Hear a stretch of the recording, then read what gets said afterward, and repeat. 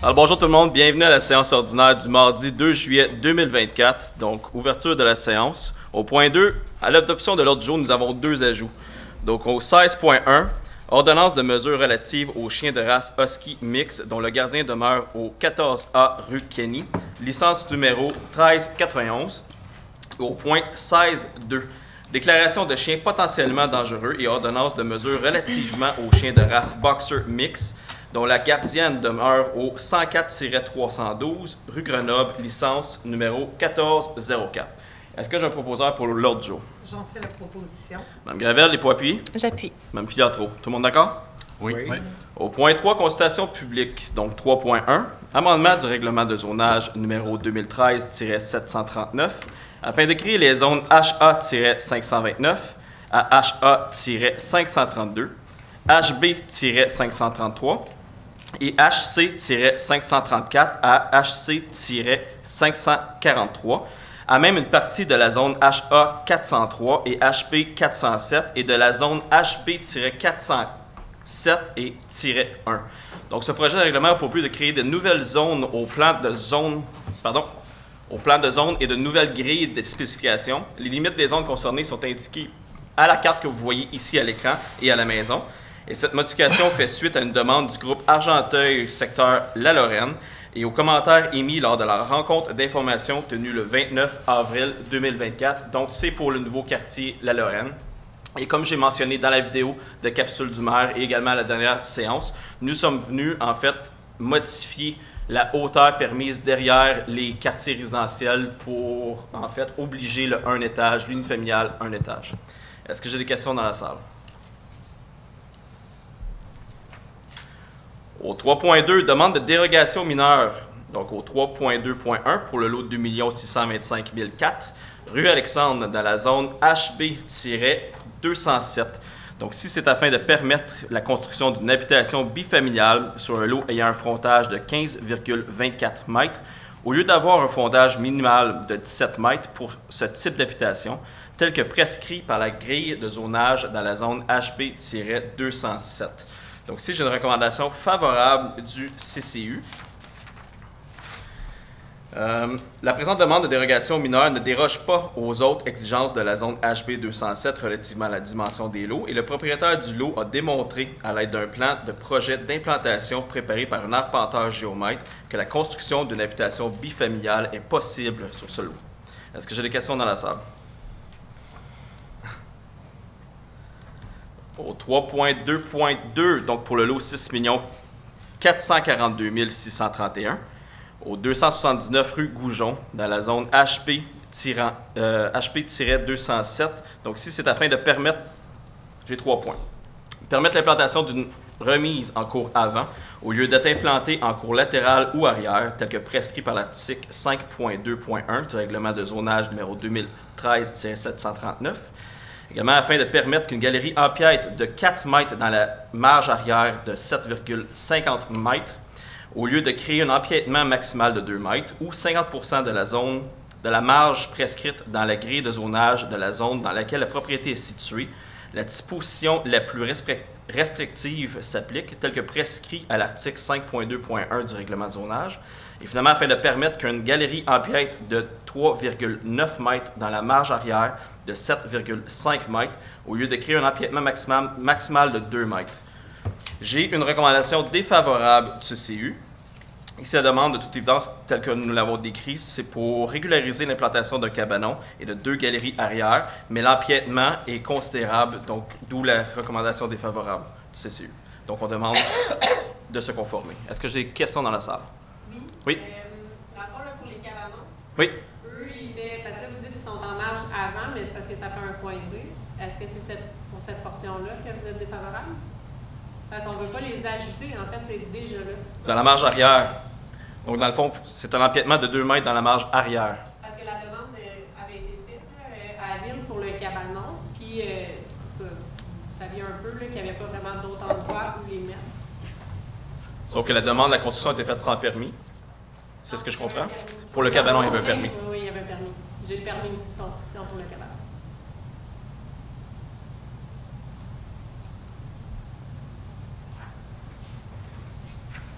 Puis en fait, pour les escaliers arrière, c'est les escaliers là, qui empiètent.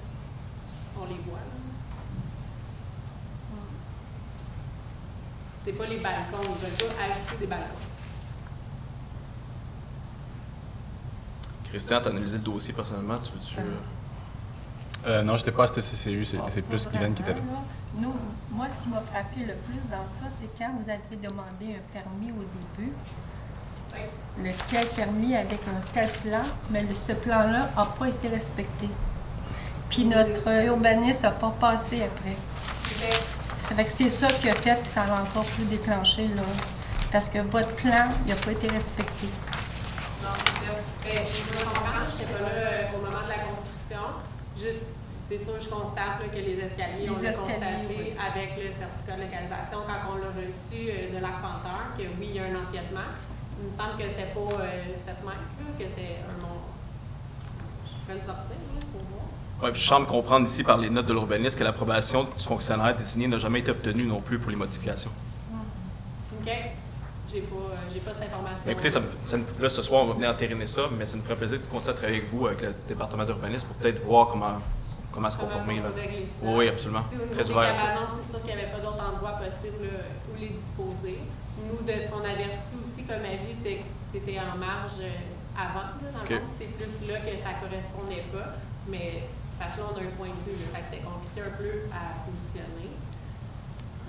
OK, bien écoutez, si vous voulez nous laisser vos coordonnées, peut-être pas nous les dire parce qu'on vous êtes à la télévision, mais laissez-nous vos coordonnées, on va prendre rendez-vous. Okay. On va se rencontrer pour votre dossier spécifique. Parfait. Ça marche? Excellent. Merci. Merci beaucoup. Monsieur André Primo aussi va pouvoir prendre vos coordonnées. Parfait.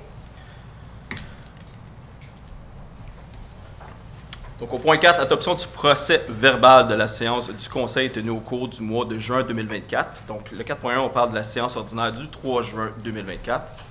Est-ce que j'ai un proposeur? Je vais en faire la proposition. Mme Pilatro, il est pour appuyer. Je vais l'appuyer. Monsieur David, tout le monde d'accord? Oui. Oui. Au point 5, résumé de la correspondance d'intérêt public, il n'y a aucune information. Au point 6, période d'information et de questions. Donc, Monsieur Lajoie, Merci mois de beaucoup. juin occupé pour les loisirs. Oui, effectivement, mois de juillet. Mois de juin Juillet, occupé juillet, et ben mois oui, de juillet, juillet désolé. occupé aussi. Donc, quelques informations concernant les activités de loisirs du mois de juillet. Alors, on débute donc du 2 juillet au 21 août. C'est le Club des aventuriers du livre 2024 qui fête le 30e anniversaire. Donc, on rappelle que c'est un club de lecture pour les jeunes de 6 à 12 ans qui donne accès à des livres sélectionnés selon les goûts des jeunes et à plusieurs activités et concours. C'est réservé évidemment aux membres de la bibliothèque et ça prend une inscription en ligne sur la plateforme Sport Plus. Ce jeudi, donc 4 juillet, ce sera le deuxième 5 à 7 musical sur la rue principale. Alors, la Ville de la Chute vous propose pour ce deuxième rendez-vous estival, et là, je ne veux pas me tromper, c'est Barb's and Mary. Donc, c'est devant le bar laitier L'Eau, au 506 rue principale. Donc, c'est un duo acoustique vibrant sur des rythmes blues, pop et folk. Alors, on vous invite tous et chacun à venir assister à ce spectacle-là qui est gratuit. Mardi, le 9 juillet, il y aura 2 représentations, donc une à 17h30 et une autre à 19h du Théâtre sur Roue. Donc, qui aura comme thème « Il n'y aura plus d'éléphants avec Tortue Berlue au Parc Baron ». Alors, ça se fait au Parc Baron, c'est pour les 4-9 ans. Et encore une fois, ça prend une inscription en ligne sur la plateforme Sport Plus et les 2 représentations sont gratuites. Le 11, 12, 13 et 14 juillet prochain, ce n'est pas une activité qui est organisée par la Ville de la Chute, mais ce sont des grands partenaires. Donc, c'est l'exposition agricole de la Chute. Alors, toutes les informations sont sur le site Internet de l'Expo agricole. Et on vous invite évidemment à assister à la parade jeudi le 11, notamment sur la rue principale à la Chute. Vendredi 19 et samedi 20 juillet, c'est la chute en fête au Parc Baron. Alors, spectacle, animation, activités spéciales, zone bistrot et plus encore. C'est une entrée libre pour tous. Alors, on vous invite, tout le conseil va y être, monsieur le maire, l'administration. C'est le grand événement festival de l'année à la chute estivale. Et je termine en vous parlant de 2 activités du mois d'août pour que vous puissiez planifier en conséquence vos sorties. Alors, c'est 2 cinémas plein air. Donc, le premier, vendredi le 2 août, toujours au Parc Baron. Non, excusez, au Parc Ayers pour le premier. Alors, c'est Ruby également, le jeune Kraken. Et au Parc Baron, c'est le vendredi 23 août. Alors, c'est le film Wonka. Alors, la Ville de la Chute fournit le maïs soufflé et de votre côté, vous devez apporter votre breuvage, votre chaise et votre couverture. Et en cas de pluie, c'est transféré à 19h à la polyvalente La Vigne de la Chute. Merci beaucoup. Excellent, merci beaucoup. Donc, première période de questions. Est-ce que j'ai des questions dans la salle?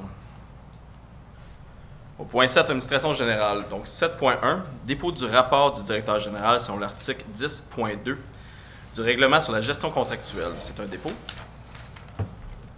Au 7.2, dépôt du rapport sur l'application des recommandations de la Commission municipale du Québec, la CMQ, portant sur les processus encadrant l'adoption des règlements. Donc, vous avez probablement vu l'article, je crois que c'est l'Argenteuil qui a publié un article sur ce sujet. Donc, nous sommes venus nous conformer selon les recommandations. Il n'y aura pas de suite. Donc, on est content que le travail ait été fait. Le travail a été fait à l'intérieur. Je tiens à remercier l'administration pour ce bon travail. Donc, c'est un avis qui avait été reçu, en fait, avant notre entrée, je pense que c'est 2020. Et par la suite, on a mis les choses en place pour pouvoir se conformer tel qui était recommandé par la CMQ. Donc, le tout est terminé. Je tiens à dire à la population qu'il n'y aura pas de suivi. C'est un dépôt. Au 7.3, rapport du Conseil concernant la déclaration des intérêts pécuniaires de M. le conseiller Christian David. Maître Murray. À titre de gardienne des archives, conformément à l'article 360.1 de la Loi sur les élections et les référendums dans les municipalités, je fais rapport au Conseil de la réception d'un avis daté du 4 juin 2024 provenant de M. le conseiller Christian David, à l'effet que des changements significatifs ont été apportés à sa déclaration des intérêts pécuniaires déposée en séance le 20 décembre 2021. Et je rappelle également aux autres membres du Conseil qu'ils doivent m'aviser par écrit de tout changement significatif apporté aux renseignements contenus dans leur déclaration, et ce, dans les 60 jours suivant le changement. Merci. Au 7.4, octroi de contributions financières. Monsieur David. Alors, donc, ici, on vient faire, donc, répondant à les différentes demandes qu'on a reçues. Le conseil municipal accorde une aide financière ponctuelle et non récurrente à 3 organismes suivants. Donc, 1 000 $ à la Fondation Espace Jeunesse Argenteuil dans le cadre de la 12e édition de la course Marche-Relais Argenteuil qui se tiendra le 28 septembre 2024. Également, 2 000 $ à la Fondation Jérémy Paradis dans le cadre de leur tournoi de golf annuel qui se tiendra au golf de la Chute le 7 septembre de cette année. Et finalement, une contribution de l'équivalent de 2 billets, donc 240 $ aux Chevaliers de Colomb dans le cadre de leur tournoi de golf annuel. Donc, on est bien fiers de supporter ces organismes. Effectivement, donc c'est proposé par M. David. Et pour appuyer? J'avais appuyé. Sur la rose, tout le monde d'accord? Oui. Oui. Oui. Au point 8, trésorerie. Donc 8.1, dépôt par la directrice service des finances et trésorière par intérim du rapport financier et du rapport du vérificateur externe pour l'exercice financier de la Ville terminé le 31 décembre 2023. Donc, c'est un dépôt.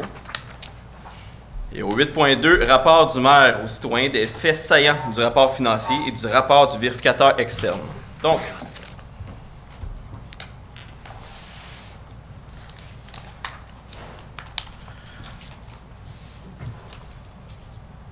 premièrement, je tiens à remercier tous les employés du département qui ont travaillé pour évidemment toute l'année, mais qui ont travaillé également pour la réalisation de ce rapport-là. Également la firme Garipi-Bussière, qui a audité la municipalité.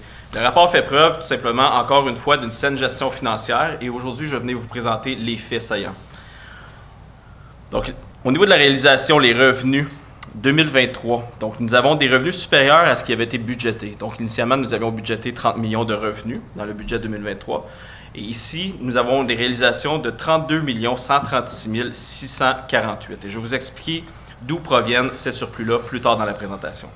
Ensuite, moins de charges que prévu. Donc, nous avons une diminution d'à peu près 5 % des charges prévues, donc qui nous donne un total de 26 941 009 pour un excédent brut de 5 195 639.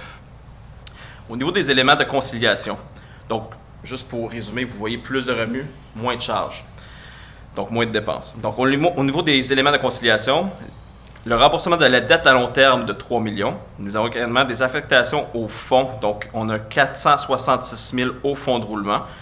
Ensuite, au niveau des virements de l'excédent accumulé affecté, nous avons une somme de 2 millions de dollars. Et aux autres éléments de conciliation, 287 289, qui nous donne un excédent de l'exercice de 3 447 170. Donc, c'est le surplus. Et ensuite, lorsqu'on revient se rembourser, vous savez, à tous les ans, ce qu'on fait, c'est qu'on alloue une certaine portion du surplus à l'année prochaine pour rééquilibrer les budgets. Nous avions alloué 1,5 million. Donc, si on veut se rembourser, l'excédent de l'exercice réel est de 1 947 170. Au niveau de l'excédent de l'exercice, donc les revenus supplémentaires, je vous ai dit qu'on avait pratiquement 2 millions de revenus supplémentaires. Eh bien, ça provient de ces postes budgétaires-là. Donc, c'est les droits de mutation immobilière. Nous avons réalisé 319 000 supérieurs aux prévisions. Ensuite, au niveau des taxes de compensation, 163 000. Revenus d'intérêt, 367 000.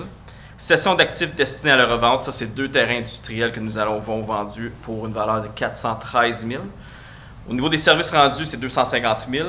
La compensation collective, on parle ici d'Éco-entreprise Québec pour la collecte sélective, les bacs bleus, c'est 214 000. Et autres pour 80 000 pour un total des revenus supplémentaires de 1,8 million.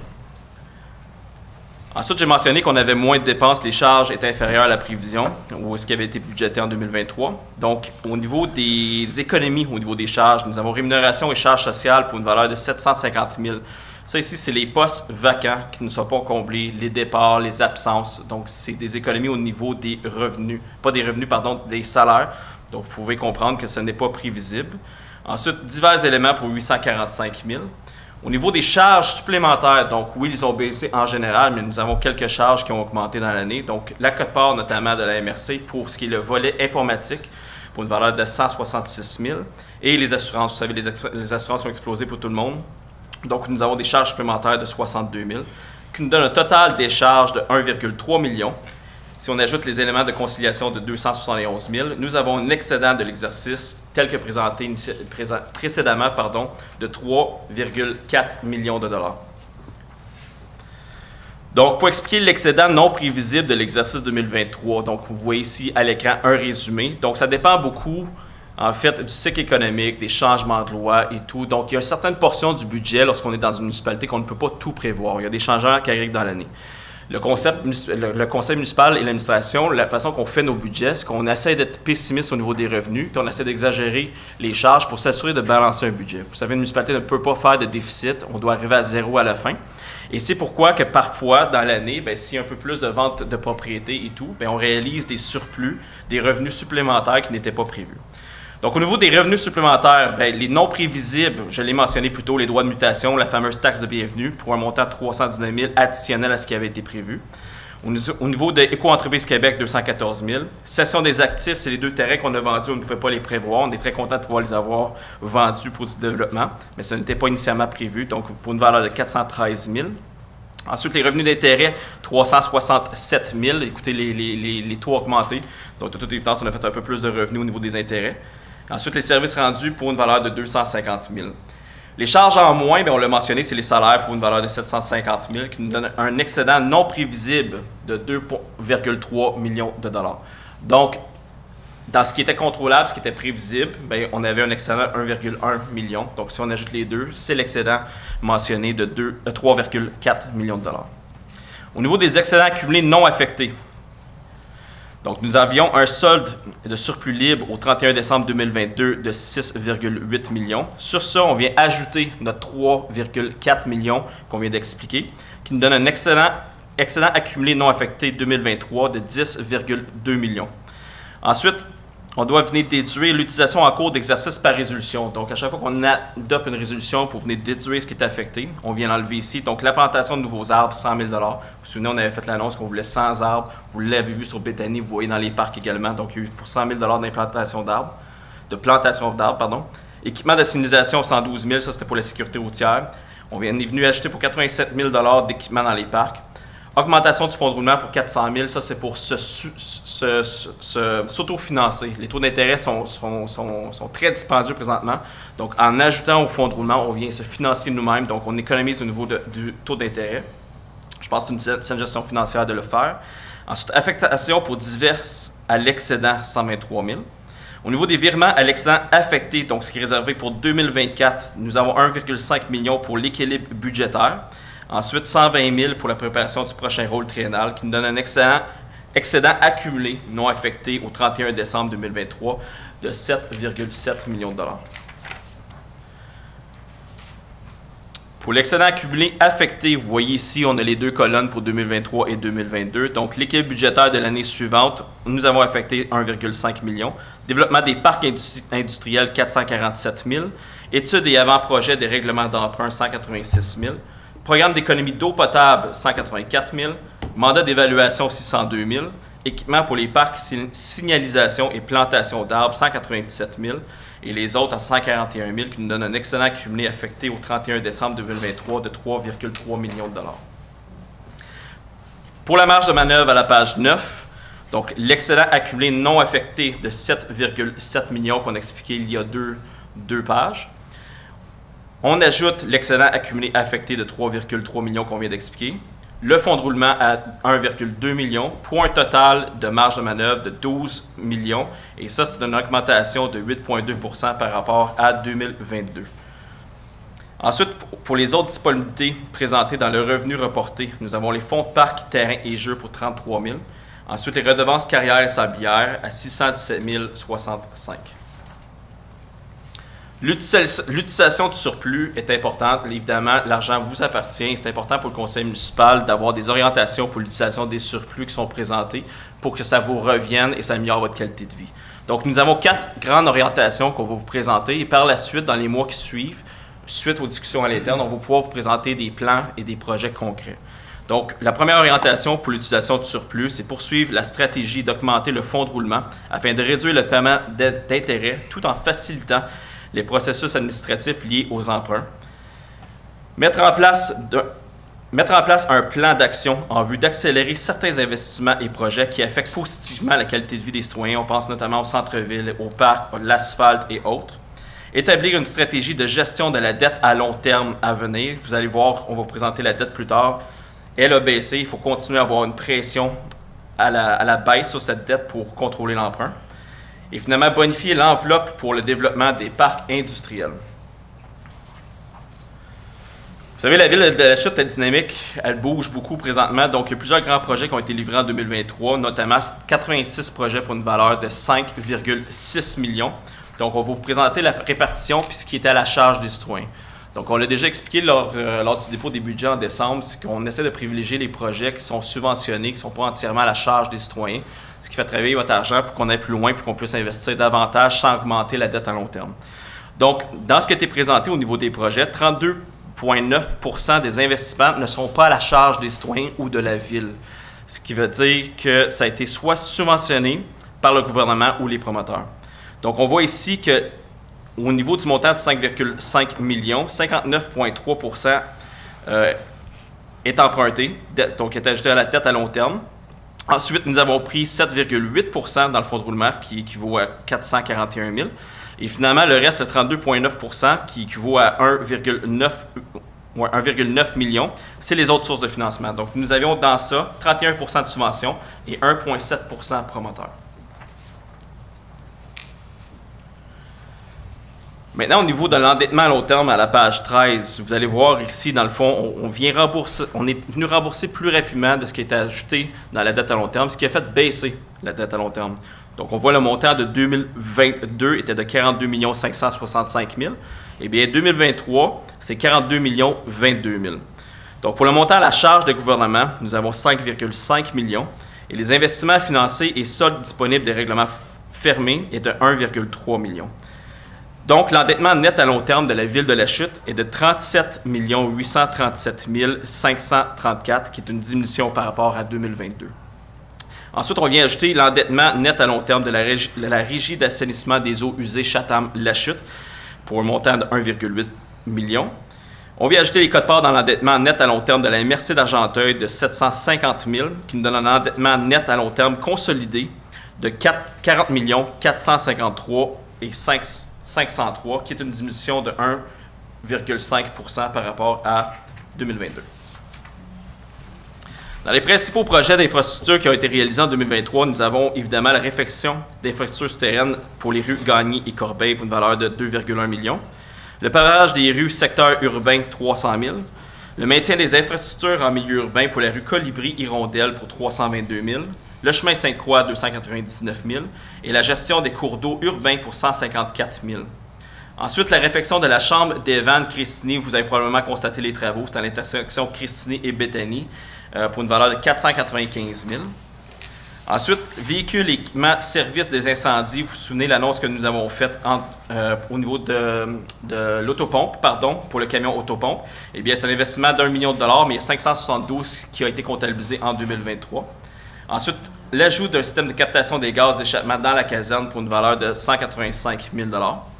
Finalement, nous sommes venus investir dans les parcs et espaces bleus, notamment avec la plantation d'arbres fruitiers, 16 000 $ qui était le budget participatif, ça c'est au Parc Cares. Investir pour 9 000 $ dans les espaces bleus et 71 000 $ dans les parcs municipaux.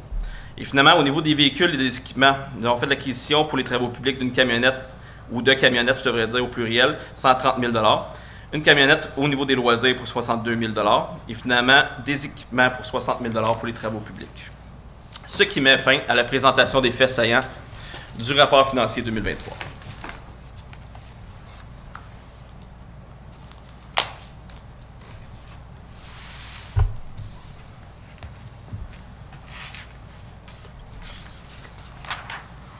Au point 8.3, résolution relative à la diffusion des faits saillants du rapport financier et du rapport du vérificateur externe. Donc, il est proposé que le conseil municipal décrète que les faits saillants du rapport financier et du rapport du vérificateur externe pour l'exercice financier terminé le 31 décembre 2023, présentés à la séance de ce jour, soient publiés sur le site web de la ville de La Chute. Il est également proposé que cette présentation soit également diffusée à la télévision communautaire d'Argenteuil, de même que sur leur site web. Est-ce que j'ai un proposeur? Je vais faire la proposition. Monsieur Larose, est pour appuyer? Je vais appuyer. Mme Cyr-Desforges, tout le monde d'accord? Oui. Au 8.4, mise en disponibilité de fonds pour le développement industriel. Donc ici, on a l'intention de poursuivre le développement des parcs industriels à la ville de La Chute. Vous savez, ça crée une richesse, non seulement foncière, qui nous permet d'obtenir un revenu sans nécessairement vous imposer, chers citoyennes et citoyens, mais ça crée également un dynamisme économique dans la municipalité, notamment avec la création d'emplois. Donc, la Ville, ici, a vendu 2 terrains industriels que j'ai expliqués notamment dans les faits saillants, dans le rapport des faits saillants, pour un montant de 413 000. Ce surplus ce montant a été ajouté dans les surplus de fonctionnement non affectés. Donc, ici, il est donc proposé que la somme de 413 000 en provenance de l'excédent de fonctionnement accumulé non affecté pour renflouer le surplus réservé, on voudrait la mettre en disponibilité pour les parcs industriels servant au développement des parcs industriels de La Chute. Est-ce que j'ai un proposeur? J'en fais la proposition. Mme Cyr-Desforges, j'ai pour appui. Je vais l'appuyer, M. le maire. M. Lajoie. Tout le monde d'accord? Oui. Au 8.5, comptes à payer, fonds d'administration et fonds d'immobilisation. Approbation des listes des comptes à payer en date du 2 juillet 2024. M. Lajoie.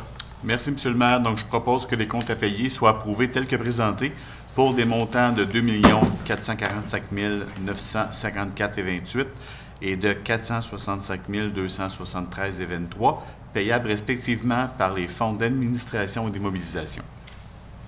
Merci. Donc, proposé par M. Lajoie. Et pour appuyer? J'appuie la proposition. Mme Gravel, tout le monde d'accord? Oui.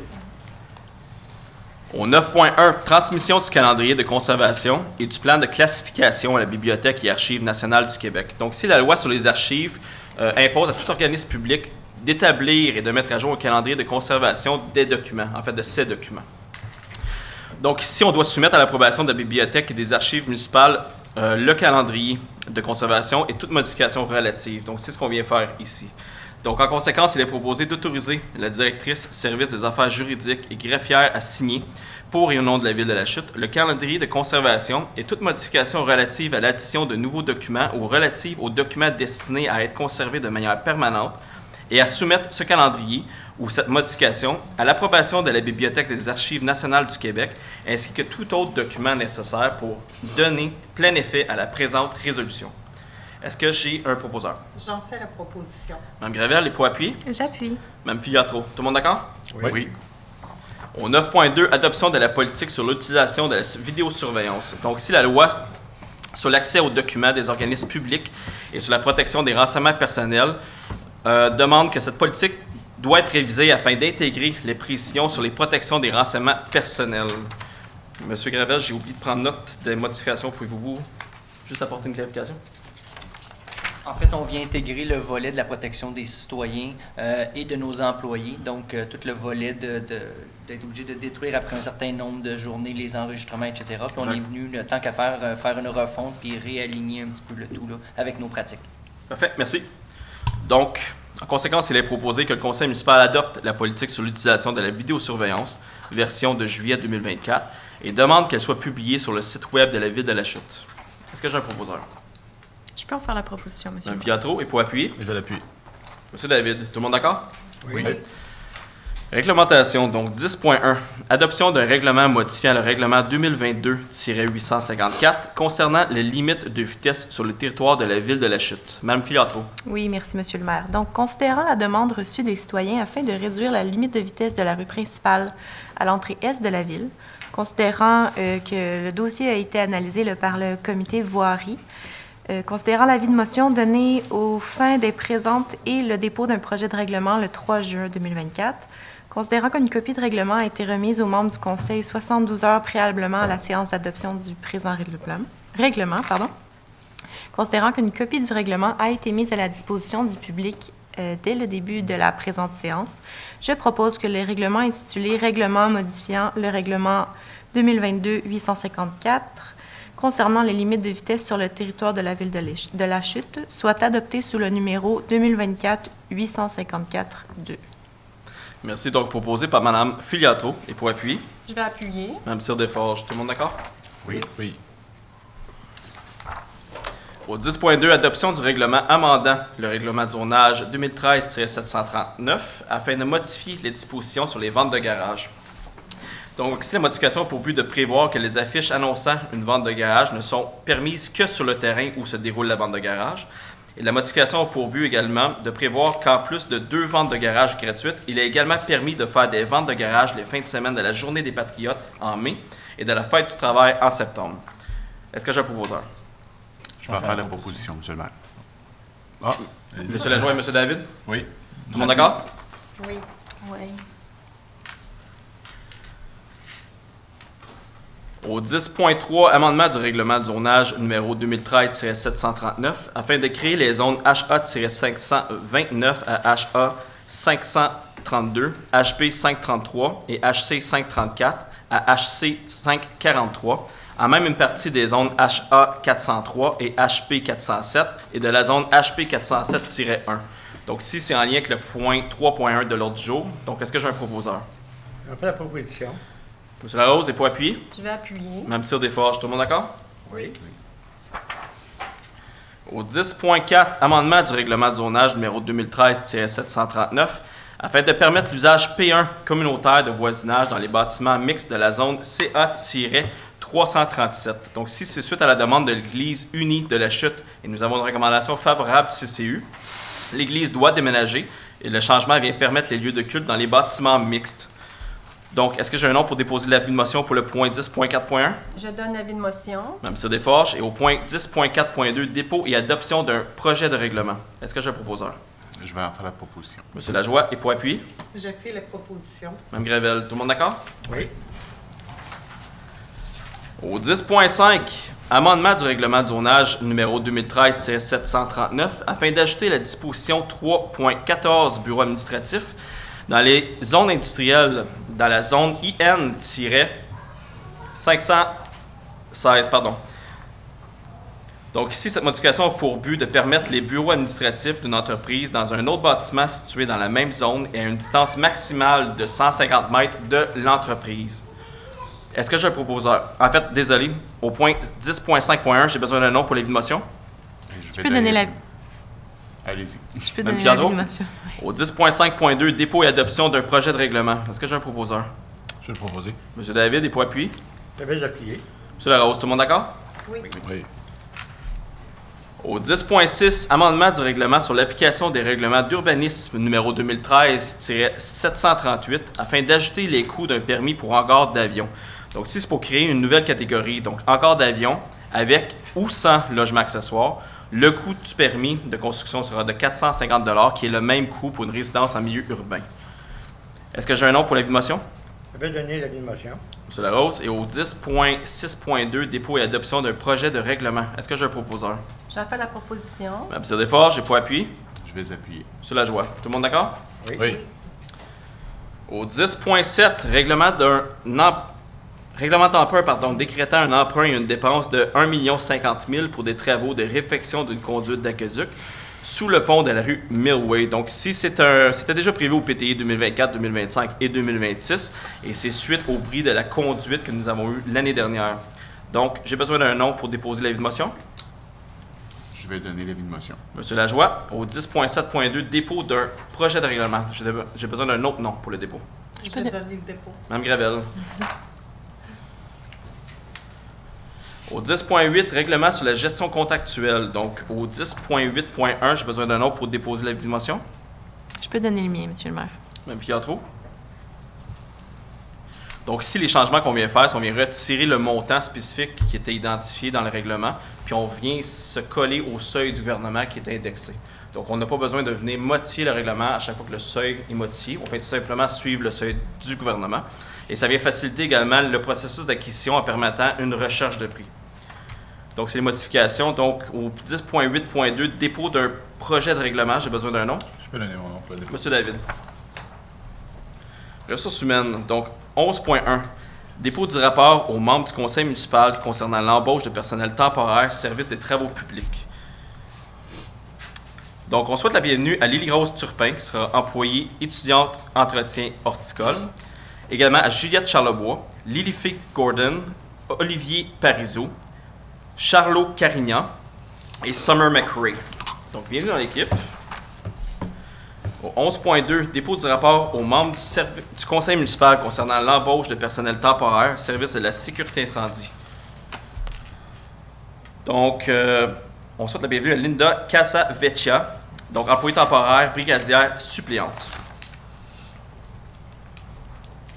Et maintenant, au 11.3, dépôt du rapport aux membres du conseil municipal concernant l'embauche de personnel temporaire, service des loisirs, de la culture et de la vie communautaire. Donc ici, c'est pour les responsables de camp de jour, d'accompagnement, c'est pour les animatrices et animateurs, c'est pour les responsables aquatiques et les sauveteurs, et également pour les entretiens de parc. Et vous comprendrez que je ne lirai pas la liste de noms, nous avons 52 étudiants. Donc on souhaite la bienvenue dans l'équipe à ces 52 étudiants et étudiantes. Au 11.4, nomination au poste de pompier à temps partiel, c'est un nouveau employé, M. David. Alors, considérant le départ de pompiers nécessitant à préparer la relève au sein de la brigade des incendies, ainsi que la volonté de la ville de maintenir un niveau de service qui est optimal, donc il est proposé que le conseil municipal nomme messieurs William Guimont, Antoine Labbé, Marc-Antoine Mallette, Sébastien Kenville et Sévan Thibault à titre de pompier à temps partiel en date du 17 juillet 2024, que les conditions de travail soient fixées de par la convention collective des pompiers et pompières de la Chute présentement en vigueur, que l'embauche également des candidats précités soit conditionnelle à ce que, d'une part, ceux-ci fournissent au service des ressources humaines et des technologies de l'information et biomédicale de bonne santé pour l'emploi de pompiers, et ce, dans un délai raisonnable de leur nomination, et d'autre part, que les candidats respectent l'annexe L intitulée « Obligation délai de réponse cartographie » de la convention collective en vigueur se voit octroyer un délai de 3 mois de leur nomination pour s'y conformer et ainsi respecter la condition de maintien d'emploi. Merci. Donc, proposé par M. David et pour appuyer. Je vais appuyer. Sur la rose, tout le monde d'accord? Oui. 11.5, nomination au poste d'inspectrice en bâtiment. Monsieur David. Toujours content d'appuyer le département d'urbanisme avec ses différentes vacances. Donc, ici, suivant la vacance, comme je disais, de poste régulier d'inspecteur en bâtiment suite au départ d'un des titulaires de poste et suite à une recommandation favorable du comité de sélection. Donc, il est proposé que le conseil municipal nomme Mme Estelle Pellerin, employée col blanc régulier à l'essai, en vertu des termes et des conditions définis par la convention collective. Que le conseil municipal autorise l'embauche de Mme Esther Pellerin dans la fonction d'inspectrice en bâtiment lorsque celle-ci aura complété avec succès la période d'essai de 520 heures de travail, et ce, à la suite d'une recommandation favorable du directeur des services des ressources humaines, des technologies de l'information et du directeur des services de l'urbanisme. Bienvenue. Merci. Donc, proposé par M. David, et pour appuyer? Je vais appuyer. Même tir d'effort, tout le monde d'accord? Oui. Au 11.6, nomination au poste de chef de division, bâtiment et autorisation de signature du contrat de travail. Monsieur David. Encore une fois, on vient rajouter des bras à l'équipe, donc considérant une recommandation favorable du comité de sélection, ainsi que les discussions tenues avec la candidate retenue. Donc, il est proposé que le conseil municipal procède à la nomination de Mme Kim Villeneuve-Mondou au poste de chef de division bâtiment et que son traitement soit fixé selon ce qui est prévu à l'annexe 1, politique de la ville de la Chute, relative aux conditions générales de travail du personnel cadre adopté à la résolution numéro 395-11-2020 le 2 novembre 2020 et amendé par la résolution 267-07-2021 le 5 juillet 2021. Que l'entrée en fonction de la chef de division bâtiment soit fixée au 5 août 2024 et finalement que le conseil autorise le directeur général et le directeur des services des ressources humaines et des technologies de l'information à signer, tel que présenté substantiellement, le contrat de travail à la ville de la Chute, entre la ville de la Chute et Mme Kim Villeneuve-Mondou. Bienvenue, Kim. Oui. Donc, merci, M. David. Et pour appuyer? Je vais appuyer. M. Larose. Tout le monde d'accord? Oui. Oui. Au 11.7, autorisation de signer la lettre d'entente entre le syndicat canadien de la fonction publique, section locale 2188 Col-Blanc, et la ville de la Chute. M. David. Donc, ici, pour ajouter un peu de contexte, donc c'est une embauche en support à la Cour municipale dans le processus de recrutement du poste de greffier adjoint à la Cour municipale. Donc, il est proposé et résolu que le conseil municipal autorise le directeur général et le directeur service des ressources humaines et de la technologie de l'information et la directrice service des affaires juridiques et greffière à signer la lettre d'entente, donc SL 2188-inférieur 2024-01, intitulée « Embauche de M. Marc Poulain à titre d'employé à statut temporaire entre le syndicat canadien de la fonction publique, section locale 2188, Col-Blanc et la ville de la Chute. » Merci. Donc, proposé par M. David. Et pour appuyer? Je veux bien appuyer. Même Filatro. Tout le monde d'accord? Oui. Au 12.1, mise en disponibilité et attribution d'un contrat pour l'achat de véhicules pour les services des loisirs, de la culture et de la vie communautaire. Donc, c'est un projet qui était déjà prévu au PTI 2024, 2025 et 2026. Alors, il est proposé que le conseil municipal autorise la mise en disponibilité d'une somme de 61 000 $ en provenance du fonds de roulement et remboursable sur une période de 10 ans par le fonds d'administration. Que le conseil autorise de retourner tout ça de résiduaire dans le fonds de roulement. Que le conseil municipal attribue le contrat à Cadillac Chevrolet Buick GMC de l'île Perrot au montant de 55 111,34 sous, taxes en su, pour l'achat de véhicules Chevrolet Silverado K 1500 2024 pour les services des loisirs, de la culture et de la vie communautaire. Et en terminant, il est proposé que le conseil municipal entérine le processus de sollicitation choisi dans le cadre de l'attribution du contrat de gré à gré pour l'achat d'un véhicule pour le service des loisirs, de la culture et de la vie communautaire. Est-ce que j'ai un proposeur? J'en fais la proposition. M. Larose, et pour appuyer? Je vais appuyer. Même tir des forges. Tout le monde d'accord? Oui. Au 12.2, mandat à l'Union des municipalités du Québec, donc c'est l'UMQ, pour l'achat d'hydrochloride de sodium 1er janvier 2025 au 31 décembre 2027. Et c'est un appel d'offres numéro CHI-2025-2027. Donc ici, c'est l'achat regroupé de 8 différents produits chimiques utilisés dans le traitement des eaux usées et potables. Vous savez, on en fait souvent des achats regroupés qui permettent de réduire, en fait, qui augmentent le pouvoir d'achat et réduit généralement les coûts. Donc ici, cette fois, c'est avec l'UMQ. Donc il est proposé que la Ville de la Chute confirme son adhésion au regroupement d'achat mis en place par l'UMQ visant l'achat hypochlorite de sodium pour la quantité estimée décrite au formulaire de description selon les durées contenues dans l'appel d'offres dans la période comprise entre le 1er janvier 2025 au 31 décembre 2027. Également proposé que pour permettre, j'ai eu de la difficulté avec cette phrase-là, que pour permettre à l'UMQ de préparer son document d'appel d'offres, la Ville s'engage à fournir à l'UMQ les noms et les quantités des produits chimiques dont elle aura besoin annuellement à la date fixée en remplissant le formulaire d'inscription disponible en ligne sur le portail de l'UMQ. Il est proposé que la Ville confie à l'UMQ le mandat d'analyse des soumissions déposées et l'adjudication des contrats selon les termes prévus au document d'appel d'offres et de la loi applicable, que l'UMQ adjuge un contrat. La Ville s'engage à respecter les termes et les contrats comme si elle avait contracté directement avec le fournisseur à qui le contrat est adjugé. Et finalement, il est proposé que la Ville reconnaît que l'UMQ recevra directement de l'adjudicataire à titre de frais de gestion un pourcentage du montant facturé avant taxe à chacun des participants au recoupement d'achat. Le dito est fixé à 1,6 % pour les organisations membres de l'UMQ, donc nous sommes membres. Est-ce que j'ai un proposeur?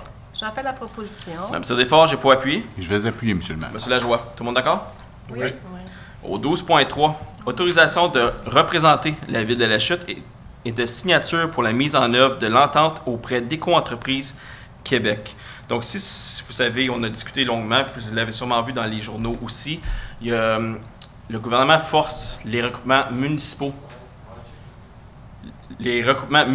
Donc ici, la Régie intermunicipale d'Argenteuil sera mandatée pour gérer ce recoupement. Le recoupement comprend la Ville de La Chute, Brownsburg-Chatham, Saint-André d'Argenteuil, Granville-sur-la-Rouge et Saint-Placide. Donc, on fait tout simplement autoriser la signature ici. Alors, il est proposé que le Conseil municipal de la Ville de La Chute autorise et identifie la Régie intermunicipale d'Argenteuil-Deux-Montagnes comme organisme signataire pour conclure une telle entente sur le territoire d'application. Et finalement, il est proposé que le Conseil municipal de la Ville de La Chute autorise la Régie intermunicipale d'Argenteuil-Deux-Montagnes à signer, au nom de la Ville de La Chute, tous les documents nécessaires à la mise en œuvre de l'entente auprès d'Éco-entreprises Québec. Est-ce que j'ai un proposeur? Je vais proposer, M. le maire. M. Lajoie, et pour appuyer? J'appuie la proposition. Mme Gravel, tout le monde d'accord? Oui. Au 12.4, mandat de service professionnel pour le contrôle qualitatif des matériaux pour les travaux d'infrastructures souterraines sur le chemin Félix-Touchette, secteur industriel Synercité. Donc, c'est un projet qui était prévu au PTI 2024, 2025 et 2026. Vous l'avez deviné, ça le dit dans le titre également. C'est pour le projet industriel Synercité. Donc, c'est les infrastructures souterraines pour permettre le déploiement et la construction de ce projet-là. Donc, il est proposé que le conseil municipal mandate DEC Enviro pour des services professionnels pour les contrôles qualitatifs des matériaux pour les travaux d'infrastructures souterraines sur le chemin Félix-Touchette, secteur industriel Synercité, au montant de 19 700 $ taxes en su. Que le conseil municipal entérine le processus de sollicitation choisi dans le cadre de l'appel d'offres pour des services professionnels pour le contrôle qualitatif des matériaux pour les travaux d'infrastructures souterraines. Et finalement, que le tout payable à même le règlement d'emprunt 2018-810 tel qu'amendé. Est-ce que j'ai un proposeur? J'en fais la proposition. Mme Gravel, et pour appui? J'appuie. Mme Fiatro, tout le monde d'accord? Oui.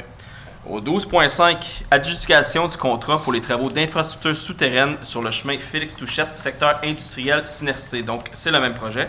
Donc, c'est pour le développement industriel. Ensuite, donc, il est proposé que le conseil municipal adjuge à les constructions CJRB incorporées le contrat pour les travaux d'infrastructures souterraines sur le chemin Félix-Touchette, secteur industriel Synercité, au montant d'1 731 771 et 50 sous taxes en su. Le tout payable à même le surplus réservé parc industriel pour un montant de 500 000 $ et le solde à même le règlement d'emprunt 2018-810 tel qu'amendé. Est-ce que j'ai un proposeur? Je peux en faire la proposition, M. le maire. Mme Fiatto, et pour appuyer? Je vais l'appuyer. M. David, tout le monde d'accord? Oui. Au 12.6, mandat de service professionnel pour des travaux de remplacement de panneaux de contrôle pour diverses stations de pompage, incluant les travaux de mécanique, de procédés et d'électricité. Mme Desforges. Merci, M. le maire. Alors, considérant que la Régie d'assainissement des eaux usées de Chatham-La Chute a mandaté la Ville de La Chute pour procéder au lancement d'un appel d'offres, considérant l'appel d'offres sur invitation du 12 juin 2024 pour des services professionnels pour des travaux de remplacement de panneaux de contrôle pour diverses stations de pompage, incluant des travaux de mécanique, de procédés et d'électricité, Considérant le procès-verbal d'ouverture des soumissions. Considérant le rapport d'analyse des soumissions préparé par le service du génie. Considérant que la Régie d'assainissement des eaux usées Chatham-Lachute assumera 100% des frais associés aux services professionnels liés aux panneaux SP6, SP7 et SP Arena, considérant les sommes disponibles au règlement d'emprunt, considérant la recommandation favorable de la directrice du service du génie, je propose que le conseil municipal entérine le processus de sollicitation choisi dans le cadre de l'appel d'offres pour des services professionnels pour des travaux de remplacement de panneaux de contrôle pour diverses stations de pompage, incluant des travaux de mécanique de procédés d'électricité, à la compagnie Tetra Tech, située au 1205 rue Ampère, à Boucherville, pour des services professionnels pour des travaux de remplacement de panneaux de contrôle pour diverses stations de pompage, incluant des travaux de mécanique de procédés et d'électricité, SP1 et SP Boulot, au montant de 20 200 $, taxes en su. Merci. Donc, c'est proposé par Mme Cyr Desforges. Et pour appuyer? Je vais appuyer, M. le maire. Sur la joie. Tout le monde d'accord? Oui. Au 12.7, mandat de service professionnel en vue de la réhabilitation des 4 puits de pompage PP1, PP2, PP7 et PP9. Mme Cyr Desforges.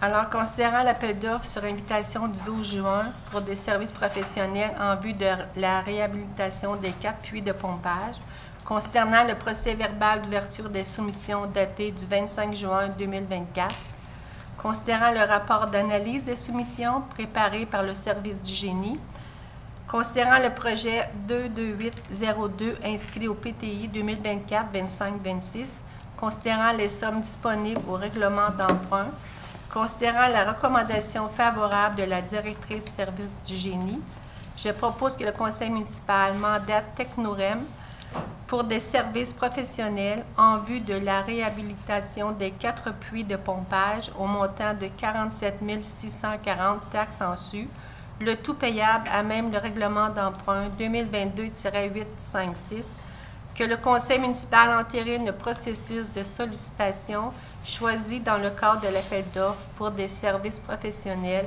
en vue de la réhabilitation des 4 puits de pompage PP1, PP2, PP7 et PP9. Merci. Donc, proposé par Mme Cyr Desforges. Et pour appuyer? Je vais encore appuyer, M. le maire. Sur la joie. Tout le monde d'accord? Oui. Oui. Sécurité publique. Donc, au 13.1, dépôt du rapport mensuel du directeur service de la sécurité incendie pour le mois de mai 2024. Donc, un mois de mai 2024 assez représentatif au mois de mai 2023. Donc, nous avions un total de 40 interventions en 2024. Et en 2023, c'était 43 interventions.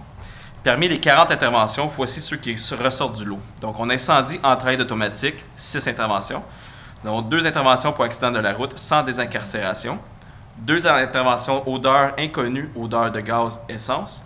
4 interventions alarme incendie, système gicleur, donc soit la basse ou la haute pression, ou un bris. Et finalement, 5 interventions, sorties préventives, plainte, feu à ciel ouvert. C'est un dépôt. Au 14.1, dépôt du rapport des permis et inspections pour le mois de mai 2024. Donc ici, c'est pour l'urbanisme. Donc, mai 2024, 9 demandes pour une valeur de 3,1 millions de dollars pour de l'unifamilial. Ensuite, aucune demande pour les autres types d'installations ou de bâtiments. 12 demandes pour une valeur de 194 000 pour les piscines, qui nous amène un sous-total de permis de construction de 3,3 millions de dollars. Et maintenant, au permis de transformation, de réparation ou de rajout, pour les valeurs de 50 000 $ et plus, nous avons eu 9 demandes pour 665 000 $. Et pour les valeurs de 50 000 $ et moins, 56 demandes pour une valeur de 384 000 $, qui nous amène un sous-total pour le permis de transformation, de réparation ou de rajout à 1 million. Qui nous donne un grand total de mai 2024 à 4,3 millions de dollars. Si on compare à mai 2023, nous avions une valeur de 4,3 millions, donc c'est assez représentatif au mois de mai de l'année dernière. Finalement, au nombre de total de requêtes reçues pour le mois de mai, nous avons 321 requêtes, les requêtes fermées 199 et le total des appels reçus 1736. C'est un dépôt. Au 14.2, adoption du procès verbal de la séance régulière du comité consultatif d'urbanisme tenue le 12 juin 2024. Madame Cyr-Desforges. Alors, considérant les recommandations du comité consultatif d'urbanisme incluses au procès verbal de la séance régulière tenue le 12 juin 2024, considérant les demandes de dérogation mineure pour la rue Alexandre et pour le 279 rue Goujon, considérant les demandes d'approbation de PIIA pour le 125 avenue Béthanie, pour le 199 avenue Béthanie, pour le 235 avenue Béthanie, pour le 124 rue Méloué, pour le 161 Monté-Roger et pour le chemin Thomas-Gore, considérant la demande de modification au règlement de zonage pour le 240 avenue Béthanie, considérant le projet RPA pour le 137 rue Principale, je propose que le conseil municipal entérine les recommandations incluses au procès verbal de la séance régulière du comité consultatif d'urbanisme tenu le 12 juin 2024. Donc, proposé par Mme Cyr-Desforges. Pour appuyer. Je l'appuie. M. David, tout le monde d'accord? Oui. Oui. Au 14.3, remerciement à M. Kevin Lecavalier. Pardon. M. David.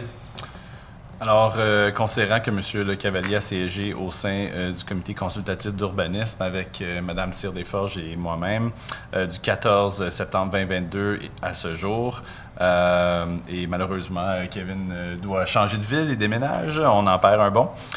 Donc, les membres du conseil municipal remercient M. Kevin Lecavalier pour son implication lors du mandat qui a été confié au sein du comité consultatif d'urbanisme, son apport aux discussions et ses recommandations au comité ont été très intéressantes, très, très diverses, nous ont permis d'avoir des très, très bonnes conversations. Je pense, puis je peux me permettre, puis en représentant ma collègue aussi, Mme Cyr-Desforges, Kevin a amené une belle diversité, une belle communication, une belle expérience aussi avec son expérience au niveau de l'urbanisme autour de la table. Donc, ça a été un plaisir de travailler avec Kevin au sein du comité. Merci, Kevin. Oui, merci beaucoup. Donc, proposé par M. David et pour appuyer. Je vais l'appuyer. Mme Cyr-Desforges. Tout le monde d'accord? Oui. Au 14.4, nomination d'un membre au comité consultatif d'urbanisme. M. David. Donc, pour pallier au départ donc, de M. Lecavalier, le siège numéro 1 du comité consultatif d'urbanisme devient donc vacant. Et donc, suite aux candidatures qu'on avait reçues précédemment et des entrevues qu'on avait faites, des discussions qu'on avait eues au sein du conseil, donc il est proposé que le conseil municipal nomme M. Jérémy Campeau au siège numéro 1 du comité consultatif d'urbanisme jusqu'au 31 janvier 2025. Bienvenue dans l'équipe, Jérémy. Oui, effectivement. Donc, proposé par M. David et pour appuyer. Je vais appuyer. Mme Cyr-Desforges. Tout le monde d'accord? Oui. Au 14.5, autorisation d'étalage sur le trottoir de la rue principale. Mme Filiatro. Oui, donc, considérant que le règlement de zonage numéro 2013-739, article 5.3.2, autorise l'étalage sur la rue principale tous les mardis du 15 juin au 15 septembre, considérant que le conseil municipal souhaite soutenir ses commerçants en leur offrant la possibilité de faire l'étalage tout au long de l'été 2024 afin de stimuler l'économie locale et dynamiser notre centre-ville. Je propose que le conseil municipal autorise les commerçants du centre-ville, rue principale, à faire de l'étalage devant les commerces tout au long de l'été 2024. Par contre, ils devront communiquer avec la direction du service de l'urbanisme avant de procéder aux aménagements sur le trottoir. Merci. Donc, proposé par Mme Filiatro et pour appuyer. Je vais l'appuyer. M. David. Tout le monde d'accord? Oui. Loisirs 15.1. Mise en disponibilité pour l'achat d'un système de son pour l'aréna Kevin Lowe Pierre Pagé. M. Lajoie. Merci, Monsieur le maire. Donc, ça fait plusieurs mois que la MRC et la Ville de la Chute souhaitent acquérir un nouveau système de son pour l'aréna Kevin Lowe Pierre Pagé. Alors, considérant que la Ville de la Chute est propriétaire de l'aréna, considérant la résolution adoptée le 12 juin 2024 par la MRC d'Argenteuil, dans laquelle elle s'engage envers la Ville de la Chute à couvrir des frais engendrés pour l'achat d'un nouveau système de son sur une période de 5 ans, considérant la somme disponible au fonds de roulement et considérant la politique de capitalisation des immobilisations de la Ville de la Chute en date du 1er juin 2020.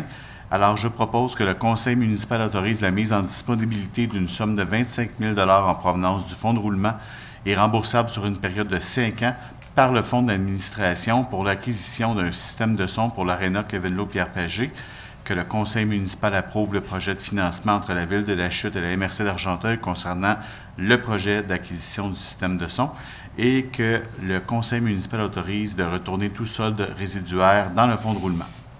Merci. Donc, proposé par M. Lajoie. Et pour appuyer? J'appuie la proposition. Mme Gravel, tout le monde d'accord? Oui. 15.2. Signalisation lors de l'exposition agricole de la Société d'agriculture d'Argenteuil et autorisation pour l'achat de billets d'entrée. M. Lajoie. Merci, M. le maire. Donc, considérant la tenue de l'exposition agricole de la Société d'agriculture d'Argenteuil qui sera du 11 au 14 juillet 2024, considérant le besoin de diriger la circulation et de restreindre les espaces de stationnement afin de faciliter la circulation aux abords du site, considérant le besoin de garantir des voies libres pour les urgences et considérant la volonté de la Société d'agriculture d'Argenteuil et la Ville de la Chute de faire profiter des activités de l'exposition agricole à des familles moins favorisées financièrement. Donc, je propose que le conseil municipal autorise le service des loisirs, de la culture et de la vie communautaire à procéder à l'achat de 150 billets d'entrée à 27 $ chacun pour un total de 4 050 $ de la Société d'agriculture d'Argenteuil dans le cadre de l'édition 2024 de l'Expo La Chute Fair afin de les remettre à la Maison de la famille au cœur des générations d'Argenteuil et au Centre de pédiatrie sociale en communauté d'Argenteuil qui procéderont à leur distribution au sein des familles de la Chute qui sont moins favorisées financièrement, que le conseil municipal autorise que le stationnement soit interdit sur le côté nord de la rue principale entre les avenues Baron et d'Argenteuil pour le défilé du jeudi 11 juillet 2024, que le stationnement soit interdit sur le côté nord de la rue principale entre les rues Benignam et Ariette pour le défilé toujours du jeudi 11, que le stationnement soit interdit sur les deux côtés de la rue Goujon, de l'avenue Hamford à la rue Alexandre, que le stationnement soit interdit sur le côté ouest de l'avenue Hamford du pont de la Rivière de l'Ouest à la rue principale, que le stationnement soit interdit du côté nord de la rue Alexandre entre les rues Goujon et Saint-Jean, et que cette signalisation soit en place et en vigueur du 11 au 14 juillet 2024 inclusivement, que le Conseil autorise également le service des travaux publics à procéder à l'implantation de la dite signalisation. Merci. Proposé par M. Lajoie. Et pour appuyer? J'appuie la proposition. Mme Gravel, tout le monde d'accord? Oui. Oui. Au 15.3, signalisation lors du festival La Chute en fête. M. Lajoie. Merci, M. le maire. Donc, cette résolution ressemble beaucoup à celle précédente. Donc, considérant la tenue du festival La Chute en fête les 19 et 20 juillet 2024, considérant toujours le besoin de diriger la circulation et de restreindre les espaces de stationnement afin de sécuriser la circulation aux abords du site, considérant le besoin de garantir des voies libres pour les urgences. En conséquence, je propose que le conseil municipal autorise que le stationnement soit interdit sur les deux côtés de la rue principale entre les avenues Baron et d'Argenteuil, que le stationnement soit interdit sur le côté sud de la rue Berry entre l'avenue Baron et de la gare, que le stationnement soit interdit sur les deux côtés de la rue Thomas à l'ouest de la rue Ariette et sur le côté nord de la rue Thomas à l'est de la rue Ariette, que le stationnement soit interdit sur le côté nord de la rue Court, que le stationnement soit interdit sur le côté est de la rue Ariette, que le stationnement soit interdit sur le côté ouest des rues Bellingham et Hope, que le stationnement soit interdit sur le côté ouest de l'avenue Baron entre les rues Berry et Grasse, que cette signalisation soit en place et en vigueur du jeudi 18 juillet 2024 à 17h au samedi 20 juillet à 23h59 et finalement que le conseil municipal autorise également le service des travaux publics à procéder à l'implantation de la dite signalisation. Merci. Donc, proposé par M. Lajoie. Et pour appuyer? Je reste appuyé. M. Larose, tout le monde d'accord? Oui. Varia, donc 16.1, ordonnance de mesures relativement aux chiens de race husky mixte dont le gardien demeure au 14A rue Kenny. C'est la licence numéro 1391. Donc ici, c'est suite au rapport d'événement de la Sûreté du Québec daté du 18 mars 2024 concernant un incident impliquant le chien mentionné en titre. C'est aussi suite au rapport et les recommandations du contrôleur animalier suivant sa visite du 18 mai 2024 au domicile du gardien du chien. Et l'ordonnance ici des mesures que nous allons expliquer visent principalement à réduire le risque que constitue le chien pour la santé et la sécurité publique. Donc, il est proposé que le conseil municipal ordonne aux gardiens du chien de race husky mixte portant le numéro de la licence 1391, situé au 14A rue Kenny, à La Chute, ainsi qu'à toute personne qui pourrait éventuellement devenir gardien de ce chien, de se conformer aux mesures suivantes. Donc, le chien ne peut être gardé en présence d'un enfant de 10 ans ou moins que s'il est sous supervision constante d'une personne âgée de 18 ans et plus. Le chien doit être gardé au moyen d'un dispositif qui l'empêche de sortir des limites du terrain privé, qui n'est pas clôturé ou dont la clôture ne permet pas de l'y contenir. Une affiche doit également être placée à un endroit permettant d'annoncer à une personne qui se présente sur le terrain la présence du chien. Dans un endroit public ou sur un terrain privé qui n'est pas clôturé ou dont la clôture ne permet pas de l'y contenir, le chien doit porter en tout temps une muselière panier. Évidemment, dans un endroit public, le chien doit être tenu au moyen d'une laisse d'une longueur maximale de 1,25 m, sauf dans un aire d'exercice canin. Finalement, proposé que le conseil municipal se réserve le droit de faire évaluer le chien et d'ordonner des mesures additionnelles dans l'intérêt de la sécurité publique. Est-ce que j'ai un proposeur? La proposition. Monsieur Larose est pour appuyer? Je vais appuyer. Même tir d'effort. Tout le monde d'accord? Oui. Oui. Au 16.2, déclaration de chiens potentiellement dangereux et ordonnance de mesures relativement aux chiens de race boxer mixte dont la gardienne demeure au 104-312 rue Grenoble. C'est le numéro de licence 1404. Donc ici, c'est suite au rapport d'événement de la Sûreté du Québec daté du 17 juin 2024 et du rapport et de la recommandation du contrôleur animalier suite à sa visite du 17 juin 2024. Donc, voici les mesures. Donc, le chien doit, en tout temps, avoir un statut vaccinal à jour contre la rage, être stérilisé et micropucé, à moins d'une contre-indication pour le chien établie par un médecin vétérinaire. Le chien ne peut être gardé en présence d'un enfant de 10 ans ou moins que s'il est sous la supervision constante d'une personne âgée de 18 ans ou plus, Le chien doit être gardé au moyen d'un dispositif qui l'empêche de sortir des limites du terrain privé, qui n'est pas clôturé ou dont la clôture ne permet pas de l'y contenir. Une affiche doit également être placée à un endroit permettant d'annoncer à une personne qui se présente sur le terrain la présence d'un chien déclaré potentiellement dangereux. Et finalement, dans un endroit public, le chien doit porter en tout temps une muselière panier. De plus, il doit être tenu au moyen d'une laisse d'une longueur maximale de 1,25 m, sauf dans un aire d'exercice canin. Il est également proposé que le conseil ordonne également à la gardienne du chien, ainsi qu'à toute personne qui pourrait éventuellement devenir gardien de ce chien, de se conformer à la mesure additionnelle suivante. Donc, à l'extérieur de l'unité d'occupation, le chien doit porter en tout temps une muselière panier. Il est proposé que le conseil municipal se réserve le droit de faire évaluer le chien et d'ordonner des mesures additionnelles dans l'intérêt de la sécurité publique et finalement que le chien soit inscrit au registre des chiens potentiellement dangereux de la ville de La Chute. Est-ce que j'ai un proposeur? Je vais faire la proposition. Madame Tir-Desforges, j'ai pas appuyé. Je vais appuyer, Monsieur le maire. Monsieur Lajoie, tout le monde d'accord? Oui. Au point 17, deuxième période de questions. Salle comble ce soir. Au point 18, levée de la séance. Est-ce que j'ai un proposeur? Je vais faire la proposition, Monsieur le maire. Monsieur Lajoie, et pour appuyer? J'appuie la proposition. Madame Gravel. Merci à toutes et à tous et profitez de nos espaces verts, profitez de nos parcs cet été. Et si vous nous croisez lors des événements, n'hésitez pas à venir jaser avec nous. On est toujours très, très contents d'entamer des discussions avec vous. Et comme M. Lajoie a mentionné, c'est un mois de juillet très actif au point de vue des loisirs. Donc, on vous souhaite un excellent mois de juillet. Bonne soirée à toutes et à tous.